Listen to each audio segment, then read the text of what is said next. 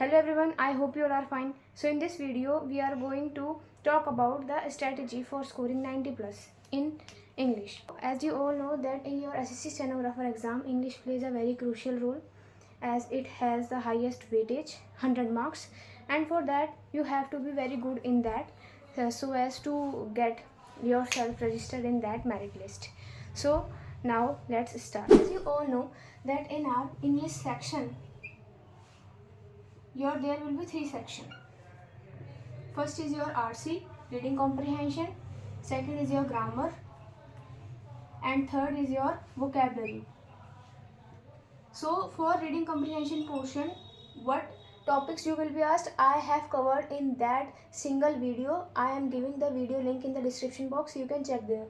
So your first will be the cloze test, second will be the passages, and the PQRS वाले questions. Okay, this individual portion will of 40 marks, this will of 45 marks, this will of 15 marks. So यानी कि अगर हम descending order में देखें तो सबसे ज़्यादा पोर्शन जो आपका कवर कर रहा है वो ग्रामर है. Grammar is containing a very high weightage of marks, so ये आपका इंपॉर्टेंट हो जाता है. Then after that your reading comprehension portion in which cloze test वाले क्वेश्चंस आते हैं, पैसेज आते हैं, एंड देन PQRS. सो आज हम tips and tricks and strategy की बात करेंगे कि किस तरीके से most of the students ask me that their score has stuck from 60, 70, 75 बस यहाँ तक जाता है. इसका 50 से बिलो स्कोर भी है. सो अब क्या करा जाए. सो इस क्राइटेरिया के लिए कुछ बातें ध्यान में होती हैं जो आपको ध्यान में रखनी है. So let's move towards those important points जो आपको इस टाइम पे ध्यान में रखने हैं मैक्सिमम स्कोर करने के लिए.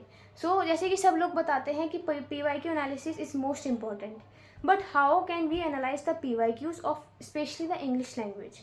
इंग्लिश लैंग्वेज में हमने टॉपिक वाइज वेटेज पढ़ ली, हमने ये पता लगा लिया कि how many questions will the active passive contain, how many questions will the reported speech, tense वाले जो एरर वाले जो क्वेश्चन होते हैं वो कंटेन करेंगे.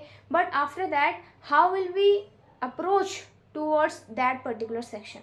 सो नाउ उसके बारे में पता लगाते हैं अब इस वीडियो में. सो सबसे पहले यहाँ पर वोकैब पोर्शन की बात करते हैं. जो पोर्शन रहता है वो मोस्ट प्रॉब्लमेटिक पोर्शन रहता है स्टूडेंट्स का. सो उस प्रॉब्लम को कैसे सॉल्व करना है एंड किस तरीके की अप्रोच वहाँ पर रखनी है हमें वोकैब के क्वेश्चन को अटेंड करते वक्त. वोकैब में 3 तरीके के क्वेश्चन है, एज आपको पता है, antonym, synonym and or idioms. ठीक है. First of all let's talk about the idioms.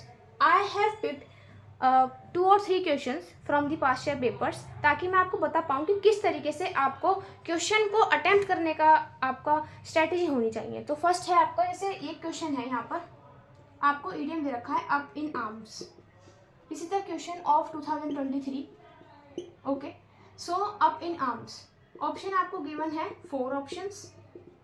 This idiom मुझे इसके बारे में पहले से पता नहीं था. I have not known about this idiom prior. So how will we attempt it. हमने इसको अटेम्प्ट करना है. ठीक है.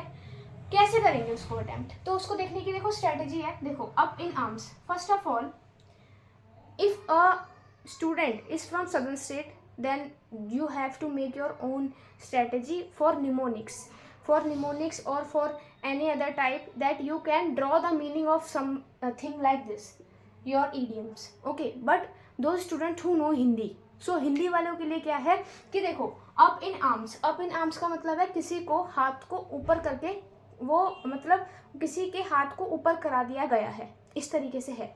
यहाँ पे याद रखनी है कि सबसे पहले भी कभी भी ईडियम में उसका लिटरल मीनिंग जो है वो नहीं आता. लिटरल मीनिंग नहीं आता मीन्स जो लिखा है उसका सिंपली हिंदी ट्रांसलेशन कभी भी ईडियम का मीनिंग नहीं होता है. There is something deep meaning which an idiom is containing. So standing tall मतलब उसको हाथ खड़ा करके खड़ा करवा दिया, it is the literal meaning. So this option is rejected. Doing exercises and again is the same thing. You are just pushing your arm upwards and you are saying that I am doing the exercises, then this will be up in arms. No.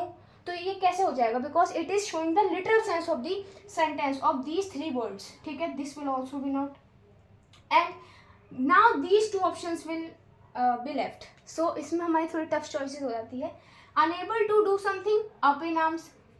सो देखो अगर मैंने हाथ ऊपर कर लिया है तो it means कि I am unable to do something. ठीक है, it is more towards a literal sense, ठीक है, so it is more towards a literal sense. Now ready to fight, it is more towards the deeper sense.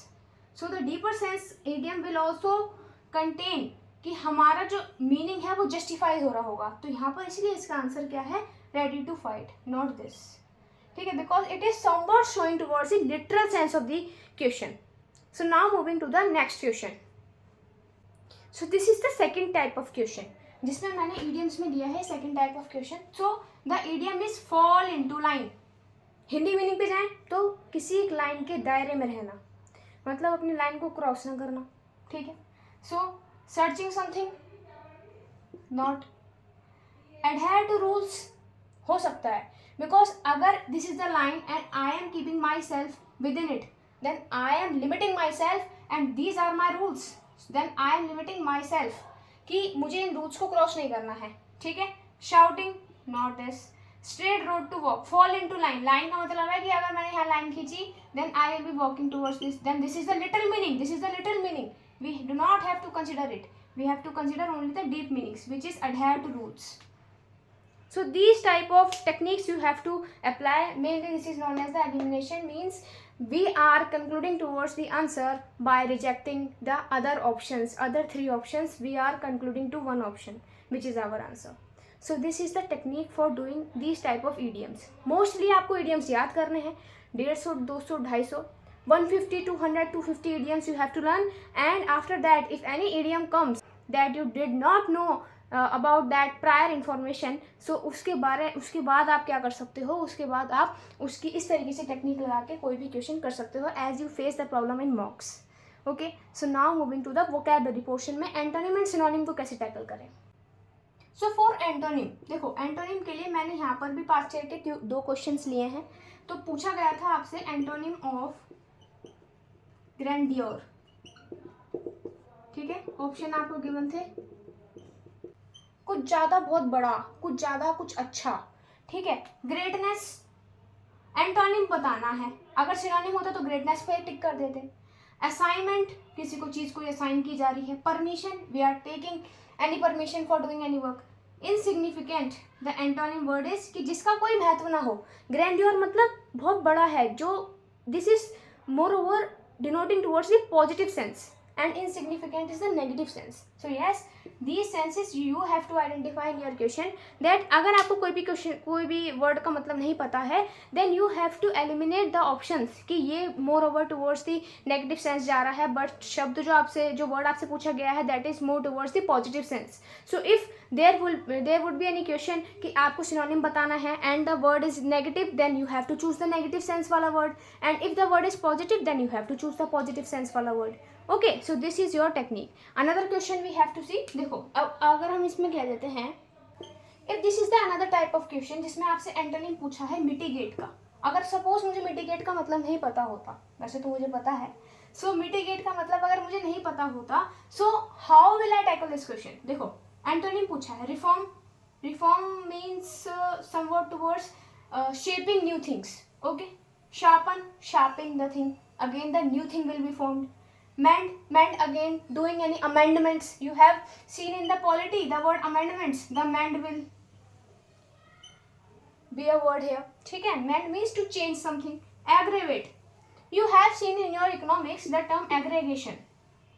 Aggregation means to consider as a whole part, as a big thing, to consider as a big thing. Mitigate, so these all things is denoting towards the same sense, that new things will be formed in these 3 words. But here aggravate means we are aggregating something, means we are taking as a whole.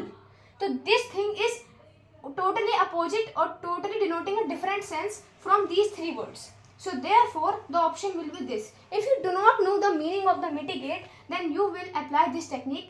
These 3 words are denoting the same meaning. On the other hand, the aggravate is denoting a different meaning. So yes, the one option will be correct. So therefore I am taking this question, aggravate. So this is the pure strategy and pure technique. Then how can you tackle these type of vocabulary portions, and definitely this will boost your marks in mocks also.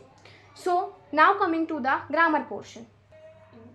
So as you all know, in your grammar portion your 45 marks will be reserved. Then इसका बस एक ही तरीका है.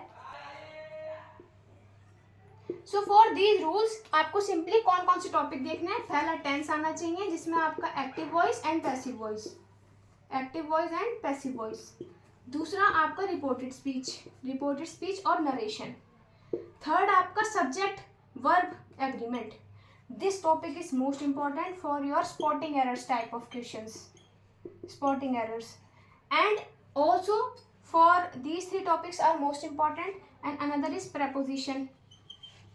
This topic is also beneficial for your spotting error and for the fill in the blanks also, because most of the verbs are there which take any preposition with them, like afraid, of, afraid के साथ हमेशा of.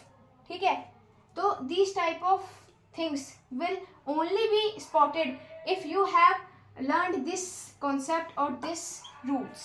This type of topic if you have read, then you will be able to do this type of questions. This type of topic if you have read, then you will be able to do this type of questions. The main thing. So now if we move forward the reading comprehension portion, then this will be more over, this topic will be the Ramband for this reading habit. How can you develop your reading habit? You can follow any newspaper for this. Newspaper is the only source जिसके लिए आप कर सकते हो, reading habit को develop कर सकते हो. ठीक है, and if you are not able to read the newspaper, you are not getting enough time and you are not comfortable with that, then do read the past year questions के comprehension, close test. Try to read them faster. Try to read them within a given time so that कि आपको time management की भी problem ना आए. ठीक है, सो किस तरीके से आपको रीड करना है. आपको सिंपली क्या करना है, if there is a para given, you have to see कि व्हाट इज़ द पैराग्राफ और the author in that paragraph trying to convey. You have to, what type of reading habit you have to develop, just see. आप given है, suppose you have taken the time of 3 minutes to read it. 3 minutes में आपको उससे read कर लेना है बढ़िया तरीके से. देन इसके जो आपसे 5 क्वेश्चन पूछे गए हैं उनको आपको अटेम्प्ट करना है. वो अटेम्प्ट कैसे होंगे, वो अटेम्प्ट तभी तो होंगे जब उसकी समरी पॉइंट्स हमारे पास होंगे. सो ट्राई कि आप इस चीज़ को रीड करके, जैसे जैसे रीड करते जाओ आप इसके मेन पॉइंट, जैसे कोई भी है, जैसे आपका पॉवर्टी पे कोई भी आपका पैसेज है, ठीक है, पॉवर्टी पे सिंपली आपकी फर्स्ट लाइन में आपका पॉवर्टी का कुछ डेफिनेशन दे रखी है, डेफिनेशन. ठीक है, तो आपको उसकी बिल्कुल शॉर्ट में कुछ ऐसे एक्रोनिम और कैसे ऐसे कुछ एब्रीविएशन बना लेनी है जिससे आपका समरी पॉइंट इस पैराग्राफ की मिल जाए. ठीक है, तो उससे पहले आप समरी पॉइंट बनाने से भी पहले आप एक काम और भी कर सकते हो कि आप सिंपली पहले क्वेश्चंस को रीड कर लो पैराग्राफ रीड करने से पहले, ताकि आपको पता लग जाए कि जो मैंने क्वेश्चंस रीड करे हैं वो दिमाग में कहीं ना कहीं फीड हो गए होंगे एक बारी लर्निंग पे. सो उस बार आप ये देखोगे कि मैं जो भी पैराग्राफ पढ़ रही हूँ उसमें आपका ये चीज़ इंक्लूड है या फिर नहीं. तो you will be selective in your reading also, कि जो लाइन मुझे नहीं लग रही, जो लाइन मेरे इस परस्पेक्ट से नहीं है, then I will not read it. ठीक है, I will not read that line. Suppose this line is not conveyed और is not asked in the questions, then I will not read it. It will also save my time. So this can be your strategy for reading comprehension. And also for the close test, you have to be sharp in your grammar rules. You have to know what is the subject verb agreement, कि कहाँ पर जो subject है उसके according क्या tense का use हो रहा है, क्या verb का use हो रहा है. All these things you have to do. And this is the almost strategy जो हर एक को follow करनी चाहिए to score 90+ out of 100. We will be also solving any live mock paper so that you also get aware that how will you attempt your paper of especially this section. So this is all about my video. If you like this video, then do subscribe my channel for these type of videos, and you can also join my Telegram channel in which I have shared all the past year question papers along with their solutions, so you can join that.